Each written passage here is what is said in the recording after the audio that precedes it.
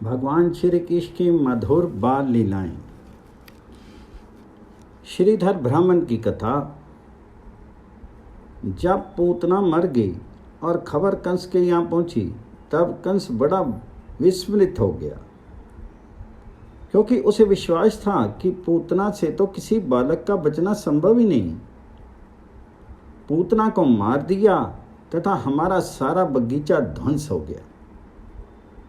जोर इसमें कोई ना कोई नई बात है, नहीं तो ऐसा हो नहीं सकता। फिर इसने सभा बुलाई। वहाँ राक्षस तो तैयार थे ही, पर उसमें कुछ किसी पूर्व पुण्य से सतकुल में ब्राह्मण कुल में उत्पन्न तो हो गए, पर थे राक्षी वृत्ति के ही। रावण भी तो ब्राह्मण था, पुलत्स का पौत्र था। इसी तरह एक श्रीधर नाम का ब्राह्मण और एक महाबल भट्ट था।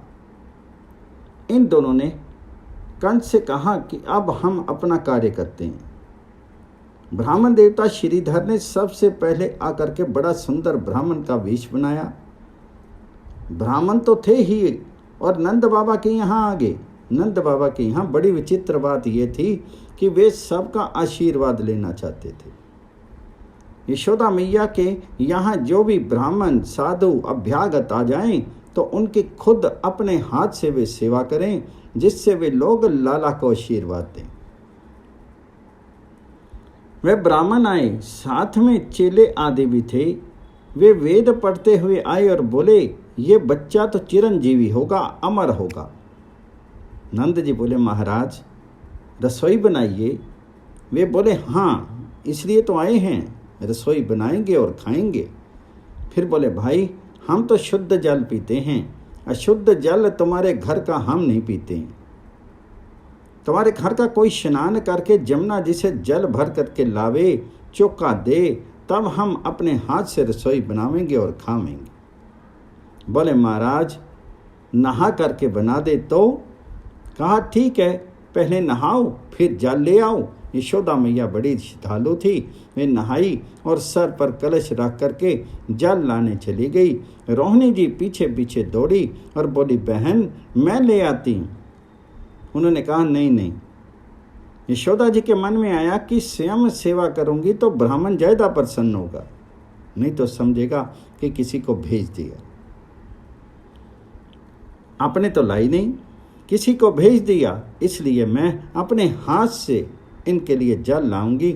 ये भोजन बनाएं और उसे पा करके जब तृप्त हो जाएं, तब नीलमणि को लेकर के उनके चरणों में डाल दूं और फिर वह आशीर्वाद देंगे। ब्राह्मण का अमोघ आशीर्वाद होता है, तो मेरा ये लला चिरंजीवी हो जाएगा। यशोदा जी ने रोहिणी जी से कहा, नहीं नहीं बहन, मैं ही जाऊंगी, आप और तैयार करो, मैं अभी जल लेकर के आती हूँ।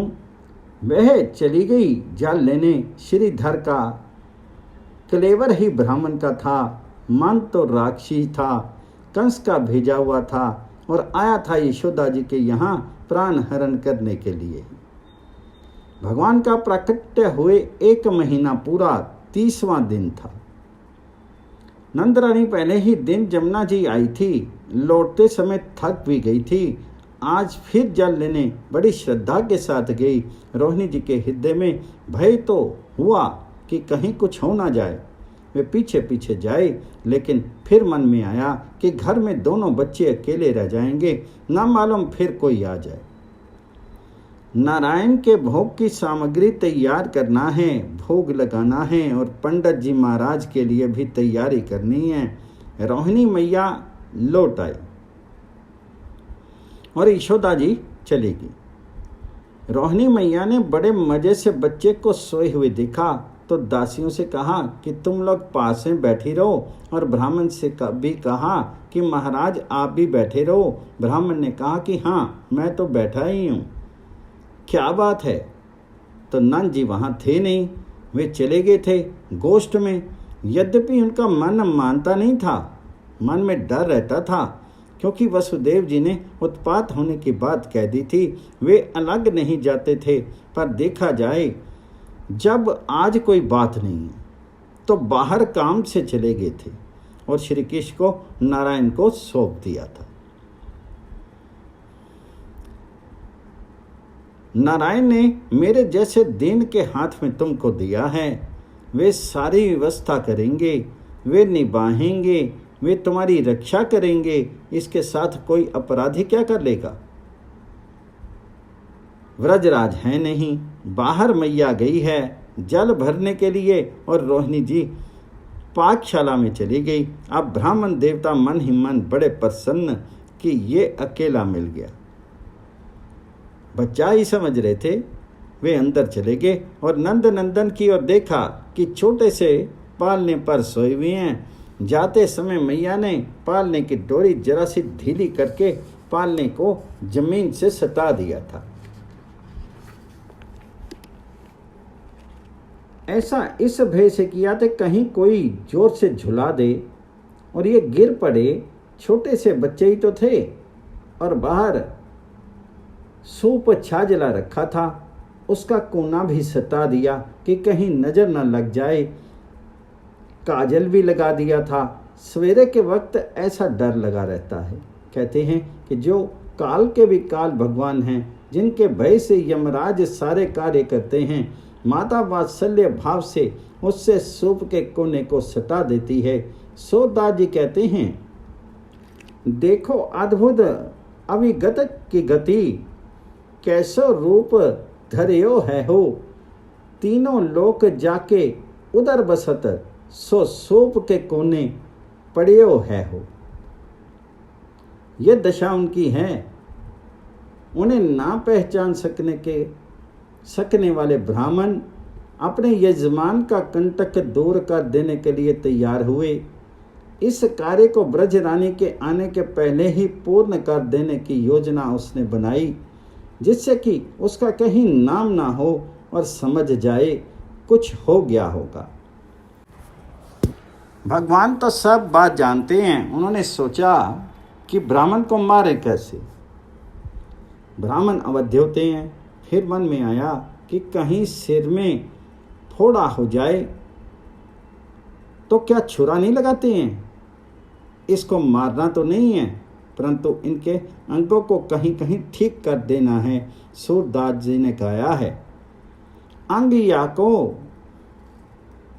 मैं देऊं नसाई। श्रीधर चुपके से पालने के पास आया। अब यहाँ अघटन घटना पटी यसी। भगवान जी की योग माया ने कार्य किया।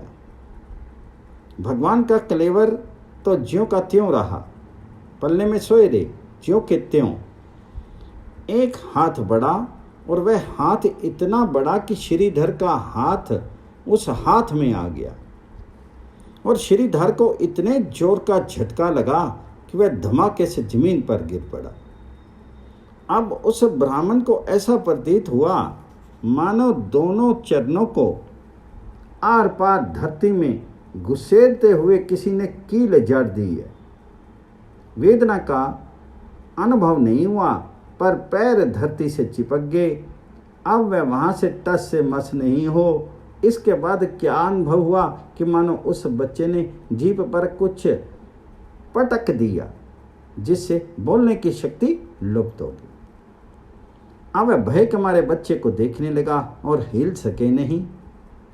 इतने में उसे दिखाई दिया कि बच्चा उठा और बाखर जो घर के अंदर की कोठरी थी उसमें जा पहुंचा। वहां रखे बड़े बड़े दही के मक्खन के कुछ मटकों को फोड़ दिया।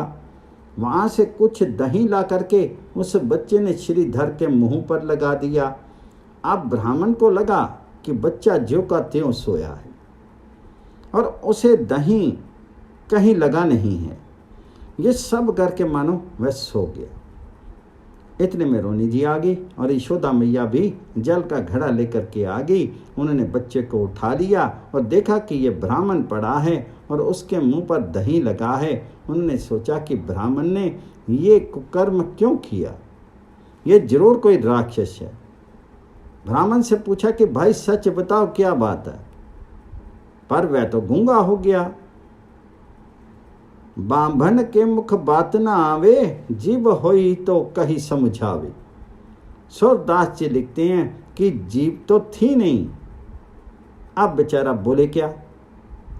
तब तक के तमाम गोप इकट्ठे हो गए थे। कोई बोले कि ब्राह्मण है, चलो सजा दें। उपनंद जी आए, बोले कोई भी हो उसको घर से बाहर निकालो, ब्रज के बाहर निकाल दो। निकाल कर उस गूंगे को सब बाहर छोड़ आए। अब ऐश्वर्य का प्रकाश यहाँ हुआ ना, परंतु ब्रज रानी को कुछ इसकी गंध तक नहीं, वहाँ तो ऐश्वर्य की छाया तक भी नहीं छूती है। देखते ही देखते संध्या हो चली। फिर उनको यशोदा ने दुग्ध पान करा के पालने में झुलाया और ब्राह्मण बेचारे की दुर्गति हुई। भगवान श्री कृष्ण की मधुर बाल लीलाएं। महाबल भट्ट की कथा। जब ये खबर कंस के पास पहुंची तो महाबल भट्ट ने कहा कि अब हम जाते हैं। वह बड़ा चतुर था और ज्योतिषी बना रहता था, जैसे राजा कंस वैसे उसका ज्योतिषी। महाबल भट्ट अपना पोथी पत्रा पंचांग आदि लिए ज्योतिषी के रूप में आया। मैया को ये प्रतीक्षा रहती थी कोई ब्राह्मण या ज्योतिषी आ जाए और ये बता दे कि तुम्हारा बच्चा चिरंजीवी होगा, इसके संतान होगी, ये बड़ा भारी तेजस्वी होगा, यशस्वी होगा, मनस्वी होगा, माँ को खुशी हो जाए। नए नए ब्राह्मण रोज रोज आवें, मैया को खुश करें और धन ले जावें। तो महाबल भी खूब बन ठन करके तिलक लगा करके और राम नामी ओढ़ करके आया। भट्ट जी का बड़ा सम्मान हुआ। वे बैठे, बोले बच्चे के लाभ देखेंगे, उनका हाथ देखकर बताएंगे। नंद जी बच्चे को लाए और पूछे, बाबा अच्छा है ना, इसका सब मंगल होगा ना, सब ठीक है ना? तो भट्ट जी ने देखा कि नंद जी भोले भाले हैं, इनको फंसा करके इन्हीं लोगों के द्वारा कृष्ण का अंत करवा दिया जाए तो बड़ा अच्छा हो। दुर्बुद्धि उपजी। अब भट्ट जी ने मुंह बना लिया, गंभीर कर लिया। नंद जी बोले, पंडित जी क्या बात है, कोई रोग आदि होने वाला है क्या इसको? आप जप आदि कर दीजिए। सब लोग डर गए। भट्ट जी बोले, अब क्या बताएं, ये पैदा हुआ है मूल में, ऐसे योग में है कि यह कि वंश को निर्मूल कर देगा, यह बड़ा कुलक्षणी है। नंद जी बोले, महाराज कोई जप आदि करो। भट्ट बोला, जप नहीं, इसका घर में रहना अच्छा नहीं, आप इसको या तो जंगल में फेंक दें या गड्ढा खोद करके गाड़ दें। ये सुनते ही यहाँ के सभी लोग क्रोध से भर गए। अब भगवान की योग माया ने सोचा कि इसका काम तो आज प्रकृति के द्वारा करवाना है। वहाँ सब चैतन्य रहे ना, सब प्रकृति में भी प्राण आ गए। महाबल भट्ट ने जब कहा कि इसको जंगल में फेंकवा दो अथवा गड्ढे में डाल दें, इतने में छींके पर जो हांडी रखी थी भट्ट जी के माथे पर पड़ी और उनका मस्तक फूट गया। वहाँ प्रकृति की सारी चीजें तैयार थी अपनी अपनी सेवा को करने को। सिलबट्टा बड़ा था, वह वहाँ से चला और भट्ट जी की मरम्मत करने लगा। इतने में उखल और मूसल भी आ करके उनकी पूजा करने लगी। तब यह प्राण बचा करके भागा और मूसल सिलबट्टा आदि उसके पीछे पीछे चलते मारते जाएं। रास्ते में खटिया थी, उसने आकर के उसका रास्ता रोक लिया। बड़ी मार पड़ा, बेचारा किसी तरह भागा। महाबल भट्ट का सारा दर्प चूर हो गया। महाराष्ट्र के श्रीधर पंडित नामक बरई विद्वान ने हरि विजय नामक ग्रंथ में महाबल भट्ट की ये कथा लिखी है। उन्होंने ये बताया कि नारद पुराण की किसी प्राचीन प्रति में उन्हें ये कथा मिली है। दुर्मति दैत्य महाबल ने आनंद भवन में किया प्रवेश, हाथ लिए पंचांग, राम नामी ओढ़े शुचि ब्राह्मण बेश। झूल रहा यज्ञोपीत कंधे पर, भस्म त्रिपुंड सुबाल, गले भव्य रुद्राक्ष हार शुभ, पांडित्योचित मंथर चाल। आदर किया सभी ने नंद महल में, उसको पंडित जान, अर्धासन मधु पर्क दान कर, बैठाया सादर सहमान। परिचय दे ज्योतिष का उसने, पूछा शिशु का जन्म सुकाल। बना कुंडली हो गंभीर, लगा बतलाने फल तत्काल। कहाँ मूल में जन्मा है ये, कर देगा कुल को निर्मूल। गोकुल को पहुँचा पाताल, ये सबसे और बेचेगा छूल। होली करके गोत्र मात्र की कर देगा सब वंश विनाश। अतः इसी में मंगल, कर दिया जाए इसका ही नाश। फेंका जाए घोर वन में, या गाड़ा जाए भूमि को खोद। बालक नहीं काल है सबका, अशुभ अमंगल विगत विनोद। सुनक कर्ष बानी दानव की, हुए सब नर नारी उदास। भड़क उठा क्रोधानल सबके, तुरंत बढ़ चला श्वास उच्छ्वास। सुनते ही दुर्वचन अचेतन भी, हो उठे तुरंत विशुद्ध। व्याप्त चेतना ने उनको भी देने दंड कर दिया क्रुद्ध। मटकी छीके टकी गिरी आ, दानव के सिर तुरंत धड़ाम। बेलन चला आ घुसा मुख में, बिगड़ गई हुलिया बेकाम। सिलबट्टा झट उठा, धड़ाधड़ किया पीटना जो आरंभ। भगा महाबल चिल्लाता रोता, अति लगा छिपाने धम्ब। खटिया खड़ी रोककर पथ को, मूसल ने उठ मारी मार। पीठ पटाकर दी दानव की, चीख उठाकर कर्ण पुकार। दम फूला गिर पड़ा भूमि पर, पोथी पन्ने फटे तमाम। असत्य जनेऊ टूटी, मिटे तिलक, हो गया शोक का धाम। पंडित को ये मेरी दक्षिणा की, जब देखी भारी पोट। लोट पोट हो हंसे नारी बालक, बूढ़ों ने हंस ली ओट। बोलो कृष्ण भगवान जी की जय।